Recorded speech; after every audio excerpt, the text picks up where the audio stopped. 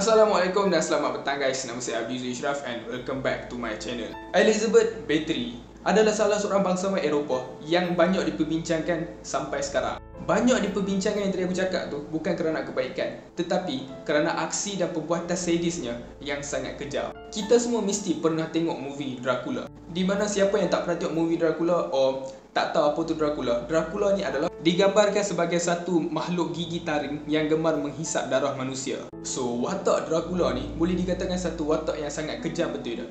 Seperti kebanyakan watak fiksyen yang lain, watak Dracula ni dikatakan inspire daripada cerita Elizabeth Bathory ni.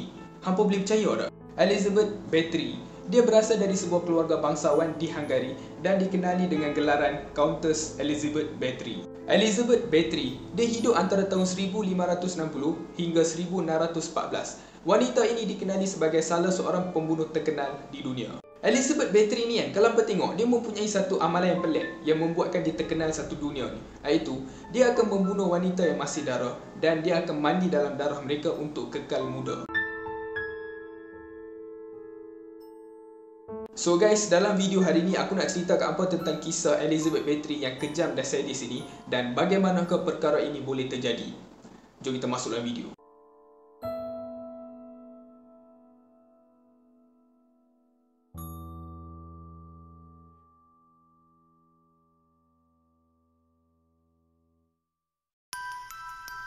Ketika Elizabeth Bathory berusia 6 hingga 11 tahun, ada satu kumpulan yang bernama Gypsy selalunya akan datang ke istana keluarganya untuk membuat persembahan.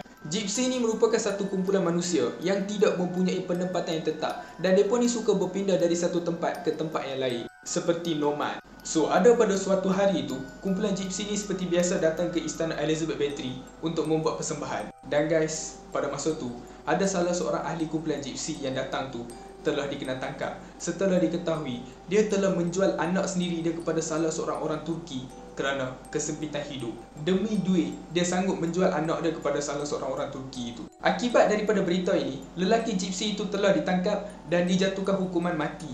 Elizabeth Bathory ketika itu, dia masih kecil dan dia terdengar tangisan lelaki Gypsy ini sepanjang malam. Keesokan harinya, dia telah menyelinap keluar masuk daripada bilik tidurnya untuk melihat sendiri bentuk penyiksaan yang akan dikenakan terhadap lelaki Gypsy tersebut. Dia telah terlihat seekor kuda yang telah dibunuh dan dibelah perutnya. Kemudian, lelaki Gypsy tersebut telah diletakkan dalam perut kuda itu di mana bahagian kepalanya terletak di bahagian luar. Kemudian apa yang diperbuat adalah perut kuda tersebut dijahit semula dan bangkai kuda serta lelaki Gypsy tersebut diletakkan di bawah cahaya matahari. Lelaki tersebut itu, dia bukan sahaja terseksa dengan bahang daripada cahaya matahari yang cukup panas itu, dan dia juga turut akan mati dimakan oleh ulat-ulat yang memakan mayat kuda tersebut. Dan kaedah ini merupakan antara teknik penyiksaan popular yang digunakan di Hungary suatu ketika dahulu. So guys, benda ni kalau kita nak imagine pun kita dah boleh nampak dah betapa kejamnya mereka buat terhadap lelaki tersebut. Dan benda ni juga telah membawa satu impak yang besar kepada Elizabeth Bathory. So, pada abad ke-16, dia sudah menjadi satu kebiasaan kepada golongan bangsawan untuk mengahwinkan anak perempuan mereka pada usia yang begitu muda. Elizabeth Bathory juga tidak terkecuali. Sewaktu dia berumur 10 tahun, dia telah ditunangkan dengan Ferenc Nadasdy yang dikatakan 15 tahun lebih tua daripadanya.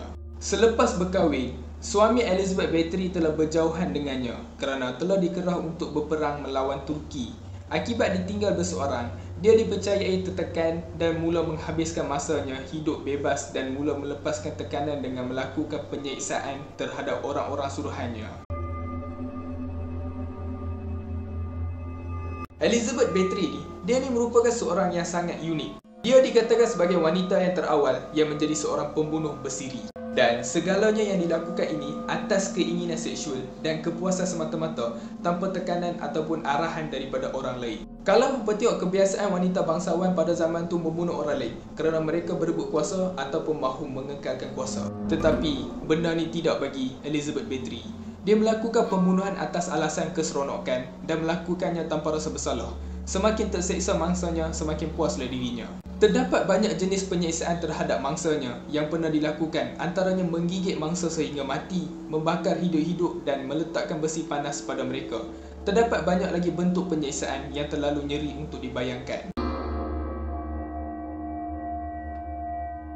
Walaupun Elizabeth Bathory ni, dia ni seorang psiko dan juga pembunuh yang kejam, dia ni juga merupakan individu yang mempunyai dua watak yang berbeza. Dalam keluarganya, dia terkenal sebagai seorang ibu yang sangat baik buat anak-anaknya dan penyayang terhadap suaminya. Dia dan suaminya mempunyai 4 orang anak yang dikenali sebagai Anna, Ursula, Katerina dan Paul. Elizabeth Bathory boleh dikatakan bijak untuk melindungi sifat jahatnya daripada anak-anaknya. Even dalam keluarga dia, siapa pun tak tahu watak sebenar Elizabeth Bathory. Dan terdapat juga satu pendapat yang mengatakan bahawa suami Elizabeth Bathory juga turut gemar menyeksa orang suruhan mereka. Cuma apa yang membezakan kedua-duanya adalah suaminya hanya akan menyeksa dan sesekali tidak akan membunuh mereka. Tetapi Elizabeth Bathory, dia akan menyeksa dan membunuh mangsanya. Elizabeth Bathory ni memang lain padanya. Pada awalnya, Elizabeth Bathory dia hanya menyeksa dan membunuh orang-orang suruhan dan hambanya. Tapi lama kelamaan, dia turut melakukannya terhadap individu daripada golongan bawahan. So Elizabeth Bathory ni ada di antara mangsanya adalah keluarga yang mempunyai talian dengan pihak istana yang hidup sederhana. Dan kisah ini akhirnya sampai ke pengetahuan King Matthias. Beliau kemudiannya telah mengarahkan Count Turzo, salah seorang orang besar kaya dan berpengaruh untuk membuat pemeriksaan dan kunjungan ke istana Elizabeth Bathory. Dan selepas itu apa yang mereka ketemui sangat mengejutkan. Di kawasan ruang utama Elizabeth Bathory, mereka telah menjumpai seorang mayat perempuan dan juga mereka menjumpai seorang lagi perempuan yang masih hidup tetapi hanya tinggal nyawa-nyawa ikan kerana badannya berlumuran dengan darah kerana disiksa oleh Elizabeth Bathory ini. Malah, terdapat ramai lagi gadis yang telah dijumpai. Elizabeth Bathory meletakkan semua perempuan ini dalam penjara khas di istana tersebut. Count Turzo kemudian telah bertindak mengorek bahagian bawah tanah istana tersebut dan dia menemui lebih 50 mayat yang sudah ditanam. Malah, beliau turut menjumpai senarai nama gadis-gadis yang dipercayai telah dibunuh oleh Elizabeth Bathory ini. Dan beliau kata, kalau ikutkan kira semua ataupun hitung semua nama-nama yang telah orang meninggal ni, setakat ni saja Elizabeth Bathory telah membunuh seramai 650 orang. Dan yang ni merupakan nama-nama yang ada dalam senarai itu sahaja, iaitu 650 orang tu yang ada dalam senarai itu sahaja. Kita tak tahu berapa ramai lagi yang Elizabeth Bathory pernah bunuh yang tak ada dalam senarai. Elizabeth Bathory merupakan seorang penganut agama Kristian Protestan. Kristian Protestan merupakan satu cabang Kristian yang berpecah daripada gereja Roman Katolik yang semakin cenderung kepada keduniaan dalam satu siri gerakan yang tercetus pada kurun ke-16 di Eropah yang dikenali sebagai gerakan reformasi. So sebabkan Elizabeth Bathory ni jadi seorang penganut agama Kristian Protestan, setelah dia membunuh semua mangsanya, pada awalnya dia akan menyerahkan semua mayat-mayat itu kepada seorang paderi gereja yang berdekatan dengan istananya untuk dikebumikan di tanah perkuburan mengikut adat Kristian mereka itulah. Tapi lama kelamaan, pihak gereja mula pelik dan curiga mengenai jumlah mayat yang terlalu banyak. Akibatnya, Elizabeth Bathory mula mencari cara lain untuk melupuskan mayat-mayat mangsanya, termasuklah menanamnya di bahagian bawah tanah istananya.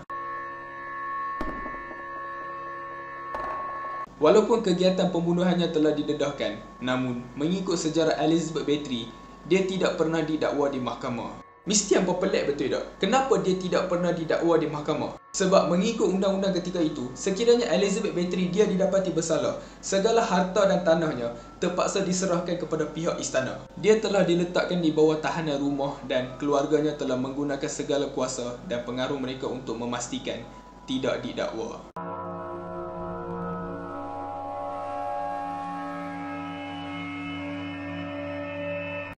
So guys, yang tu je untuk video hari ni. And sebelum nak end video ni, aku nak tanya kat hampa, sebab apa hampa rasa Elizabeth Bathory dia boleh menjadi seorang perempuan yang psiko dan seorang pembunuh yang kejam macam ni? Adakah hampa rasa insiden waktu kecil dia tu telah menukarkan dia menjadi seorang perempuan yang sadis dan kejam macam ni? Apa yang hampa rasa? Kalau hampa rasa benda tu yang reason dia menjadi macam tu, komen kat bawah. If kalau hampa rasa ada reason lain pun, hampa boleh komen kat bawah. And kalau hampa suka video ni, boleh like video ni and share video ni kepada kawan-kawan hampa semua. And if kalau hampa belum subscribe channel ni, please subscribe channel ni for more interesting content dalam channel ni. So nanti aku akan jumpa hampa dengan video lebih menarik. Terima kasih. Ciao.